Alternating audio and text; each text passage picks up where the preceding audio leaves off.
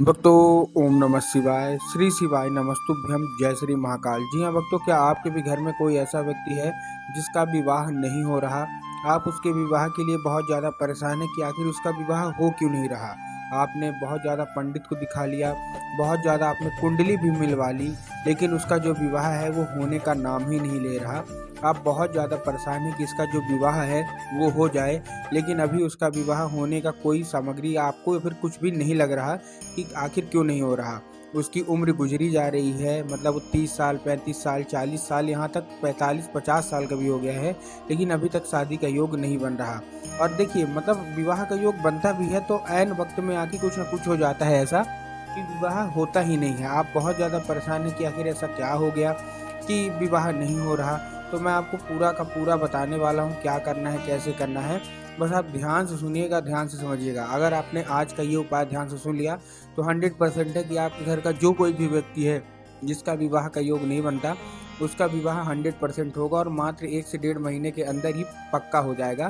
पूज्य गुरुदेव की ही कथा सुन के और बहुत अच्छे से समझ के आपके लिए लेके आया हूँ। बस उपाय ध्यान से सुनिएगा, अच्छे से करिएगा। देखिए, एक चीज़ और, जैसा कि आपको पता है कि पूज्य गुरुदेव की जो कथा होती है उसमें लाखों की भीड़ आती है, ये आप सबको पता है, ठीक। तो जब पूज्य गुरुदेव की कथा में लाखों की भीड़ आई और लाखों की भीड़ में जब पूज्य गुरुदेव ने क्या किया, पूज्य गुरुदेव के पास एक चीज़ और आपको पता होगी कि पूज्य गुरुदेव की जो कथा होती है ना, उसमें लोग पत्र के द्वारा अपनी मनोकामना गुरुदेव तक पहुंचाते हैं, आप सबको पता है। तो जब गुरुदेव की कथा में बहुत सारे लोग पहुंचे और पत्र के द्वारा अपनी मनोकामना गुरुदेव तक पहुंचाई, और जब गुरुदेव ने पत्र पढ़ा तो बहुत सारे लोगों का यही पत्र था और यही प्रश्न था कि गुरुदेव, हमारा बच्चा है, हमारा बच्ची है, उसका विवाह नहीं हो रहा, कृपया करके कोई उपाय बता दें ताकि हमारे बच्चे और बच्ची का विवाह हो जाए। तब गुरुदेव ने 2 से 3 उपाय बताए थे और कहा था केवल और केवल ये उपाय कर लेना, तुम्हारे घर का जो भी व्यक्ति है जिसका विवाह में अड़चन आ रही है, विवाह नहीं हो रहा, उसका 100% विवाह होगा ही होगा। पूज्य गुरुदेव के द्वारा बताया गया उपाय लोगों ने जाके घर में किया और मात्र 1 से 1.5 महीने बाद गुरुदेव की कथा में वापस आए और फिर से गुरुदेव को पत्र लिखा। लेकिन इस बार आप जान के हैरान हो जाओगे कि ये वाला जो पत्र था, ये गुरुदेव को धन्यवाद के रूप में पत्र था कि गुरुदेव धन्य हो आपका, आपके द्वारा बताया गया उपाय हमने कर लिया है, हमारी सारी की सारी मनोकामनाएं भी पूरी हो गई है, आपका कोटि कोटि धन्यवाद। तो देखिए, अगर आप भी जानना चाहते हैं कि आखिर ऐसा कौन सा उपाय है जिसको करने मात्र से लोगों का क्या है, मनोकामना पूरी हो जाती है, तो चलिए हम बताते हैं आपको आज की इस वीडियो में।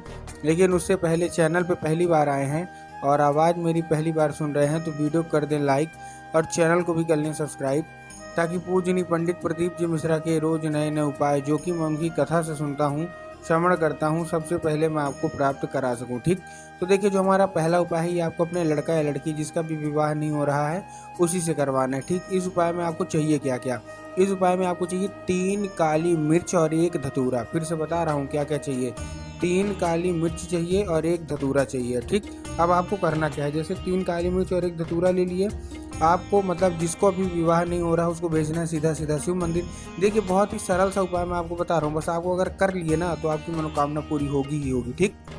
पहुँच गए, पहुंचने के बाद उसको बोले कि दक्षिण दिशा में खड़ा हो जाए, उत्तर की ओर चेहरा करके, ठीक। किधर हो जाए, दक्षिण की ओर खड़ा हो जाए, उत्तर की ओर चेहरा कर ले। अब देखिए, दक्षिण और उत्तर में क्या है ना, बहुत सारे लोग कंफ्यूज हो जाते हैं कि दक्षिण कौन सा होता है, उत्तर कौन सा होता है, बहुत सारे हम लोग बहुत कंफ्यूज होते हैं। तब गुरुदेव ने बताया कि आप जिस भी शिव मंदिर जा रहे हैं उस शिव मंदिर के जिधर साइड जलाधारी होगा, आपको अपना चेहरा उधर साइड करके खड़े हो जाना है, ठीक। खड़े हो गए।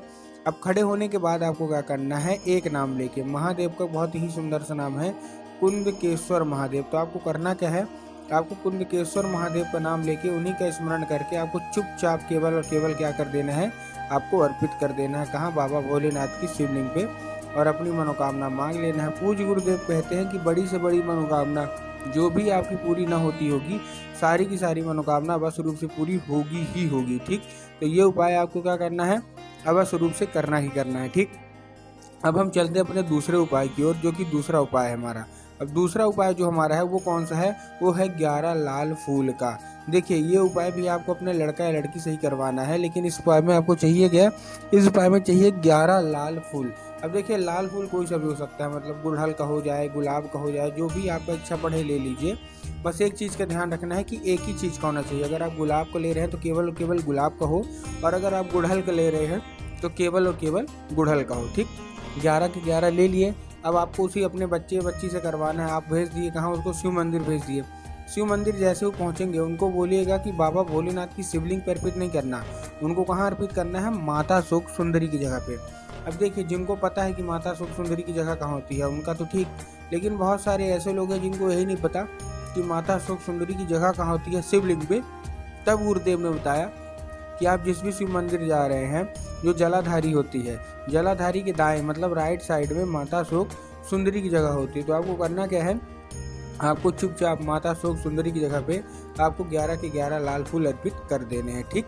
अपनी मनोकामना मांगना है। पूज्य गुरुदेव कहते हैं कि अगर माता शोक सुंदरी आपसे प्रसन्न हो गई तो 100% है कि आपकी मनोकामना पूरी होगी ही होगी।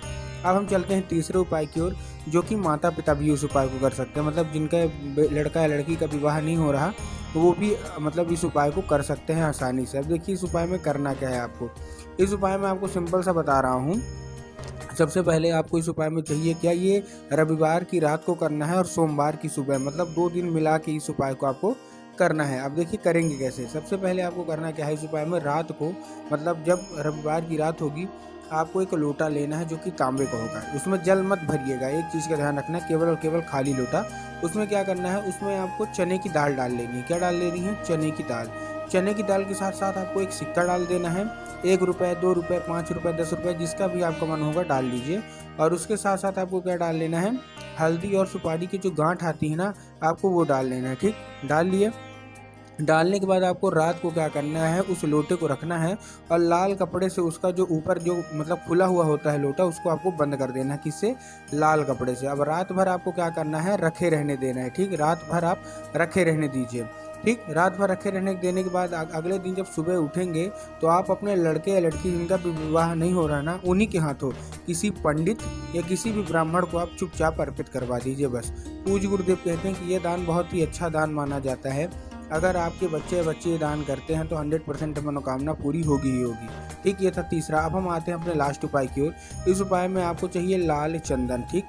लाल चंदन लेके आपको पहुंच जाना है सीधा सीधा शिव मंदिर और अपनी किसी एक उंगली से माता शोक सुंदरी वाली जगह में आपको 3 बार बिंदी के रूप में टीका लगा देना है। कितनी बार, 3 बार बिंदी के रूप में आप लगा दीजिए, ठीक। लगा दिया। लगाने के बाद आपको क्या करना है, जैसे आप लगा दिया, मनोकामना मांगिए और फिर वही जहां आपने माता शोक सुंदरी की जगह पर टीका लगाया है, फिर से आपको अपना हाथ वही उंगली रखना है और चुपचाप चले आना है घर। हाथ नहीं धोना है। जैसे ही आप घर आएंगे तो जो भी आपकी दीवार होगी, ठीक है ना, जहाँ भी आप सोते होंगे, जिधर साइड सर रखते होंगे, आपको उसी दीवार पे 3 बार टीका फिर से लगा देना है। पूज्य गुरुदेव कहते हैं कि उस चंदन के माध्यम से स्वयं माता शोक सुंदरी आपके साथ साथ चली आती हैं और आपका जैसा विवाह चाहते हैं उससे लाख गुना अच्छा विवाह करा के देती हैं, मंगल विवाह करा के देती हैं। तो उम्मीद करता हूँ आज का ये उपाय समझ में आ गया होगा।